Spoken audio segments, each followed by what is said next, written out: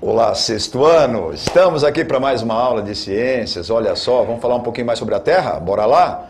Quero saudar aí a todos vocês que estão nos assistindo nas diversas formas de tela e com as diversas resoluções em pixels. Muito bem.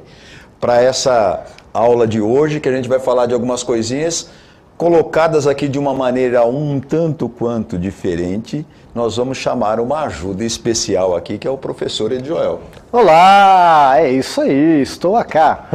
Eu sou o professor Edjoel, quero dar a boa-vinda a você, estudante, aos responsáveis que acompanham em nossas aulas e, claro, nossos queridos colegas professores, que são sempre muito bem-vindos. E aqui já vou dar alguns bons dias aqui, ó, tem um monte de bondinha legal aqui, quer ver, ó? Muito bem, eu tenho aqui a Escola Epitácio Pessoa, eu tenho aqui o professor Rafael, a professora Valéria, que pulou aqui o negócio, a professora Márcia, da João Gonçalves Barbosa, o pessoal lá da Pinote, tá uma galera aqui em peso, hein, do sexto C, daqui a pouco eu falo o nome da galera. Opa, você falou um negócio importante, uma galera em peso. Em peso. Em peso já tem um pouco a ver com a aula de hoje, olha só. Ó, o pessoal de São Bernardo do Campo, professora Maristela, Escola Professor Queiroz Filho. Nossa, muita gente chegou aqui, viu? Desculpa, galera de Matão chegou já ou não? Já, então. A galera de Matão tá aqui, o pessoal da Escola Pinote. Tem uma galera em peso aqui, que eu falei pra você. Tá certo. Mas já que você perguntou, tá a Bianca, a Gabriele, a Giovana, o Jonathan, a Isabelle, o Renan, a Nicole, o Eric. Mandaram bom dia pra gente e a professora Márcia Regina, que tá aí. É isso aí, sejam todos bem-vindos para essa aula aí. Vamos falar um pouquinho sobre a forma do planeta. A gente viu numa sequência. Infelizmente, essa aula aqui ela vai acabar fechando forçadamente uma sequência, né, Diogo? Isso. E aí a gente vai retornar aí para algumas argumentações até chegar nela de novo.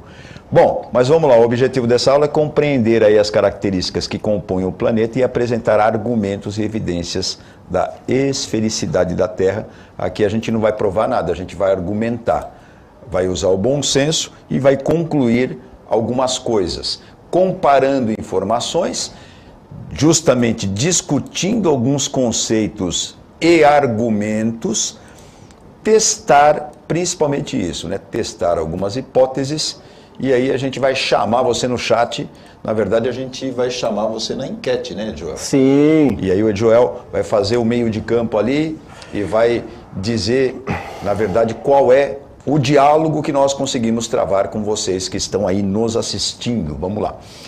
Não vai esquecer também daquele aviso aí que já vem, a gente já vem em diversas aulas já chamando essa atenção, para você ter ali um caderno de anotações, ter ali um bloquinho, alguma coisa que você possa fazer as anotações justamente dos termos que aparecem, de algumas ansiedades, resolver os problemas propostos, fazer um rascunho ali das enquetes quando elas chegam, e não vai esquecer de colocar aí, identificar a aula com o título e a data. Lembrando também que a partir dessa anotação, título e data, você pode procurar também, você professor ou aluno, enfim, procurar as aulas que ficam disponíveis para você no repositório, nos canais do YouTube e do Facebook. Isso por enquanto, que a vida é incerta, né? Sim. Não sabemos como é que vai acontecer aí. Ômicron é o nome? É, da nova brincadeira aí, né? É triste. Então, alfa, beta, gama, delta. Aí já vem o Ômicron, né? Pula o Epsilon e tal. Já estamos na quinta, hein? Mas vamos lá, né? Vamos lá na dureza. Para começar, já vamos começar bem e no melhor estilo, fazendo essa pergunta. Já foi para você pelo menos umas 3 vezes. Se for contar em todo do ano de 2021, todas as séries, né, Joel? A gente já colocou isso daí quanto? Umas 10 vezes? Por Mas aí, vamos ver, viu? vamos puxar a discussão aí. Qual a forma de representação do planeta Terra que você acha correta? Se é a alternativa A, se você acha que redondinha. A alternativa B, se ela é achatadinha. E a alternativa C, se ela é um tanto quanto irregular ali, com umas deformações e tal. O aspecto da Terra. Vamos lá. Alternativa A, redondinha, B, elipse e C, deforma, uma Essa coisa meio C aí arredonda lembra a ali. rua da minha casa, não sei porquê. O que aconteceu, Essa C aí lembra a rua da minha casa, não sei porquê. Lembra muito das coisas, lembra uma batata também. Vamos lá. Solta a enquete, por favor. E tá valendo, em 28 valendo. segundos já. A rua da sua casa, assim, ela sai de um ponto e volta no mesmo, é cíclica, é isso? Não, na verdade, assim, quando você está a bordo de um carro, você parece que está andando numa superfície daquela. Ali. Ah, sim. Ah, tá, entendi. Eu estou falando aqui, eu conheço a sua rua, caramba, ela é um pouco acidentada mesmo e inclinada, né? Tem Sim, muito inclinada. É que você não via a inclinação da casa da dona Marlene, lá, minha mãe, lá em Guarulhos. Um abraço para minha mãe aqui. E aí chegou. Chegou? Vamos tempo. Lá. Muito bem. É o seguinte: 49%, olha, quase a metade, colocou a alternativa A. 15% somente colocou a alternativa B. E 34% a alternativa C. E aí a gente já vai começar com essa problematização. Qual que é o correto? Boa pergunta. Boa pergunta. Depende. Depende muito do que é que você está querendo dizer, né? Se você tomar como um modelo matemático, digamos assim, se você tomar com um tipo de comparação com coisas que você pode manusear, a Terra é esférica. Por quê? Porque se eu reduzir, veja como isso é difícil, hein, sexto ano, mas vamos tentar aí elaborar dentro da nossa cabeça aí um modelo teórico para analisar isso. Ó, se o planeta Terra fosse do tamanho dessa esfera aqui de isopor, aliás, se ela fosse esférica, né, Djalma? Sim. Ela seria mais lisa do que essa própria bola de isopor. Tem um aí no estúdio ou não? Não, né? Pode pôr as palmas, então. Tem palmas? Ó, se a Terra fosse do tamanho dessa... Se a Terra fosse do tamanho dessa bolinha de isopor, ela seria muito mais lisa do que a bolinha de isopor. Não dá para construir, ou dá para construir aqui na Terra só modelos mentais, né? Talvez no computador também fica complicado. Fazer na prática uma esfera perfeita, em escala, como a Terra é, lisinha, não dá para fazer. Por que você está falando? Bom, não sei se você reparou, dá para fazer um zoom bem caprichado aqui para pegar deformações que tem na bola de isopor, ó. Porque essas deformações aí, ó, elas são excessivamente grandes para um modelo. Tem uma cratera aí. Tem uma cratera aqui, olha, caiu um cometa aqui lá há uns 15 milhões de anos atrás. Nós sofremos uma colisão com um planeta, com um asteroide gigantesco. Depois se transformou num meteoro e ele foi dando cacetada aí olha só. Ó, olha só. Né, o acidente aí da Terra. Tem mais uma questão. Se você assinalou também que a Terra é um pouco achatada, ela é de fato. Mas esse achatamento da Terra é imperceptível. É imperceptível. Para nós terráqueos, né, se pudéssemos ir um dia, talvez vocês aí que são ainda, que a idade favorece, que são ainda pequenos e tal, em idade, talvez vocês vejam essa concretização de olhar a Terra pelo espaço, ainda que seja aqui na alta atmosfera, né, de uma viagenzinha, quem puder fazer isso, estude para tal, não precisa ser astronauta, talvez a gente tenha aí umas viagenzinhas de turismo mesmo e tal, ganhando em prêmio, sei lá. Se você chegar a esse ponto, talvez você lembre dessa aula, que se você olhar para a Terra, você vai ver que ela é uma esfera perfeita, olhando de lá de fora. E, então, eu acho que a gente pode pensar que a Terra é esférica, mas considerar o achatamento pela alternativa B, né? Que eu acho que quem assinalou, eu não lembro quanto que você falou. Acho que foi 49%. Porque tem um achatamento, mas ele não é tão acentuado, né? E isso a gente tem que aprender a separar, né? Eu tenho um modelo de Terra achatada, que é para eu entender que tem um achatamento, mas a Terra, na verdade, se eu colocar em escala observável, no meu campo de olho e comparativo, não dá para perceber isso. Ficou claro isso daí? Se o pessoal quiser colocar alguma coisa, se você quiser me interromper, então, a só hora que você assim, quiser, viu? A Procélia colocou que os alunos dela tinham colocado o C, mas aqui o pessoal da Pinote, olha só, a gente tem aqui, é aquela galera lá, a Gabriele, a Giovana, o Jonathan, a Isabelle, o Renan, a Nicole e o Eric, eles falaram que é a letra A, mas depende do ponto como olhamos. Isso aqui já faz tempo que tá aqui, viu? Antes da sua explicação. Muito bem, esse pessoal sempre dá um show, né? O pessoal sempre dá um show. Eu espero que hoje tenha alguma novidade, que esse pessoal, eles aprendem tão bem, né? Que a gente tem que estar sempre preparado, né? Essa aula, ela, ó, né? A gente já preparou ela e já usou em vários momentos. Mas o que a gente faz? De vez em quando não, de vez em sempre a gente muda um slide, muda um enfoque e tal, porque a gente percebe que o pessoal tá junto, né, Edil? Isso aí. Bom, vamos pular então esse slide e vamos ao que eu acabei de falar. Para você que é o achatamento da Terra em números. Se você quiser pode dar uma printada, se você quiser pode fazer também uma anotação aí no seu caderno, enfim, de quanto é a gente chama de excentricidade, né? Isso daí. Se a gente pegar polo a polo, são 12.713,6 quilômetros, e se a gente pegar ali na região equatorial, 12.756,2 quilômetros. E aí tem uma questão aqui muito séria, que é a seguinte: o que você está vendo aí na tela, você está vendo na tela. E a tela, ela, não sei se você sabe, já coloquei até o óculos, volta para mim aqui só um minutinho. O que acontece? Se você vier com muito cuidado, aqui na nossa tela é facinho de ver isso, porque ela é grandona, né? Então, o pessoal do Pinote está junto comigo, é exatamente isso.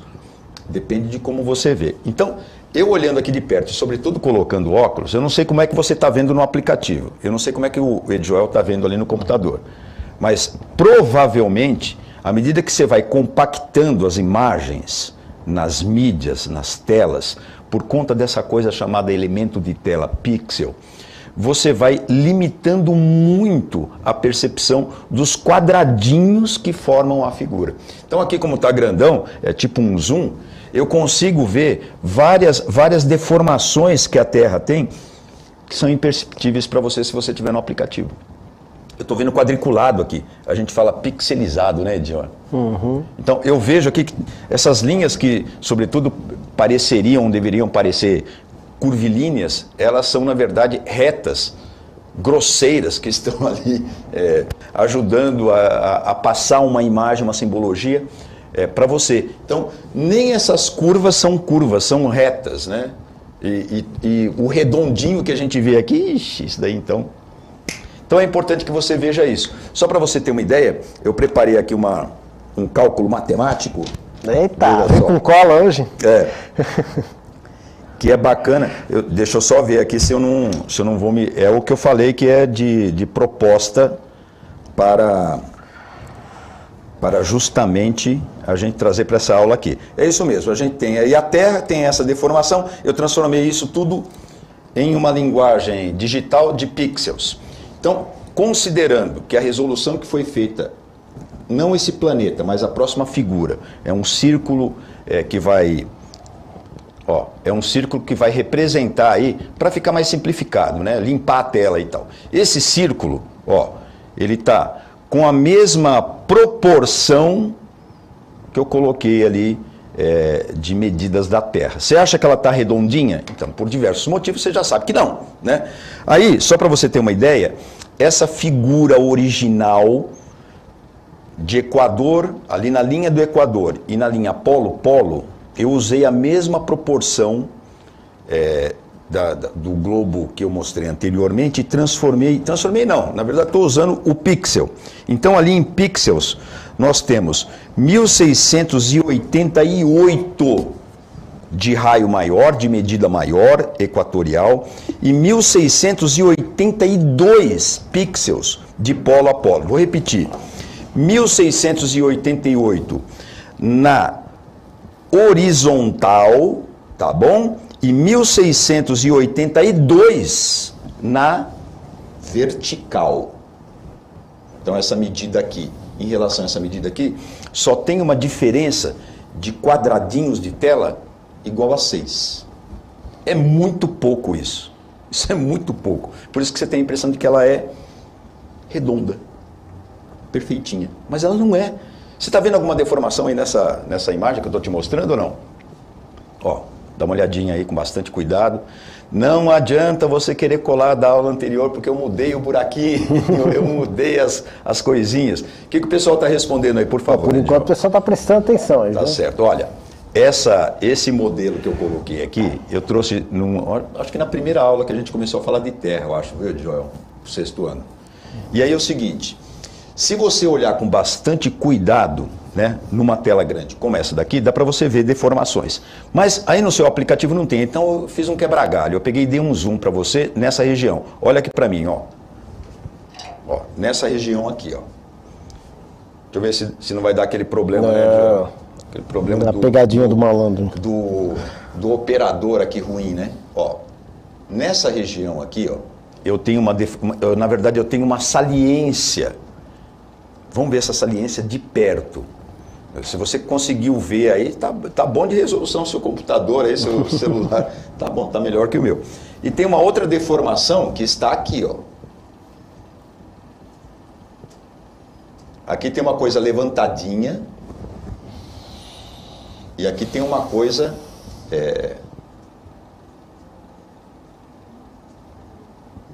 Aqui tem uma coisa para dentro, né? Tem uma deformação, tipo aqui é uma lombada e aqui é uma depressão. Pronto. Redondinho é uma lombada e o quadradinho é uma depressão. Tá ali naquela localização de tela. Vamos olhar isso com um pouco mais de cuidado. Olha, o que você está vendo ali, que eu mostrei para você, com um círculo, ele corresponde em escala o Monte Everest, o pico do Everest. Sabe quanto que, se a Terra fosse desse tamanho que eu mostrei para você, o Monte Everest teria 5 pixels. É muito pouco, né, Joel? Pouquíssimo. E o Joel está olhando assim, caramba, só... Ó, essa diferença, essa deformação aí em pixels, ó, é aquela redondinha lá em cima, ó. Tá vendo? Ela é isso aqui, ó. Você não consegue ver. E você está vendo ali que eu dei um zoom, é claro, para mostrar os pixels justamente. Você tem ali várias deformaçõezinhas ali, aquilo ali corresponde às deformações de regiões montanhosas aí, ou de cordilheira, né? A Cordilheira dos Andes eu coloquei ali do lado, ó, do lado direito, eu fiz uma deformação em escala mais ou menos o que seria a Cordilheira dos Andes. Isso aqui é ter tempo mesmo de preparar a aula, coisa que a gente não tem, né, Joel? É. Bom, a parte de deformação, de depressão, que eu tinha mostrado para você, que é o quadradinho, ela é tão pequena, mas tão pequena, que eu fiz um cálculo aqui, é lógico, eu fiz o cálculo aqui, viu, Joel? Uhum. O que seria correspondente à Fossa das Marianas. Sabe quanto que daria? 1 pixel. Quando eu falo 1 pixel, é isso aqui, ó. É um quadradinho desse. Não dá para mostrar, porque a própria figura que eu fiz 15, aí... 16 quilômetros de profundidade, é isso? Não dá. Entendeu? É muito pequena, né? É muito pequena. Uma das grandes, digamos assim, novidades que a gente pensou em trazer para essa aula é você ter uma coisa concreta, né? Em questão de tela e tal. Foi isso que a gente trouxe. E é legal, né, Magno? Se a gente pensar dentro dessa escala que você falou aí, eu lembro sempre daquela aula que a gente teve, quando a gente fez um curso junto, de você pegar uma bola nessa escala aí, colocar num balde de água e tirar, você tem que esperar secar 30% da superfície para entender o quanto de água só que tem no planeta, né, que a gente acha que é muito, né, porque Exatamente. Você vê o mar, aquela coisa toda, mas é 30% só da superfície que está seco. Ali molhadinha, né? Isso, é 70% tá molhadinho, úmido, né? E nessa escala você vê, imagine que o mar aí seria da altura do Everest praticamente. E como a gente tem essa impossibilidade de encontrar uma bola de futebol, por exemplo, totalmente redonda, né? Ela vai ter deformações imperceptíveis e essa água, ali depois que a gente espera secar, vai inclusive denunciar o que seria em escala, os continentes. Sim, exatamente. Que dá aquela secada, então uma parte se sobreeleva e tudo mais, que tem tudo a ver com esse modelo que a gente chama aí de geoide, que para a gente visualizar a ação gravitacional, as linhas vermelhas são de gravidade mais elevada, né? Você tem ali a Cordilheira dos Andes,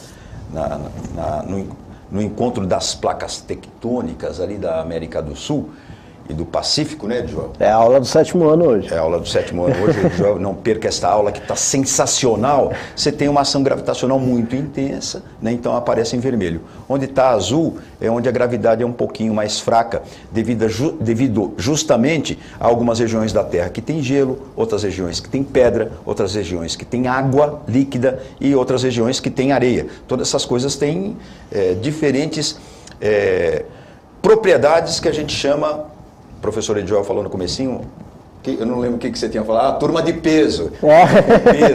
Meu peso. Essa turma de peso aí, peso da água, peso da areia e tudo mais, elas vão dar uma diferença gravitacional. Fizeram um mapa gravitacional bonito para a gente saber algumas coisas sobre a Terra, mas isso está em escala exagerada, só para chamar a atenção, aí está em escala.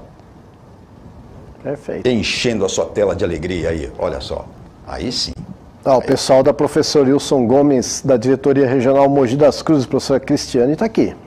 Chegou. Muito bem. O que ela está achando, ô Pro? Fala aí o que você está curtindo. Tem muitos bons dias aqui, viu? Então vamos chamar esse pessoal aí para a luta de sempre. Vamos lá, olha só. Vamos responder aí agora, com base nos argumentos de esfericidade da Terra. A primeira enquete, 30 segundos. Não conseguimos ver o Cruzeiro do Sul no extremo norte do planeta Terra. Por quê? Lá ele só aparece durante o dia. A poluição não permite. Ou porque a Terra é esférica? O que você acha, então? Vamos lá. Solta a enquete, 30 segundos. O que será que é, hein, Ed?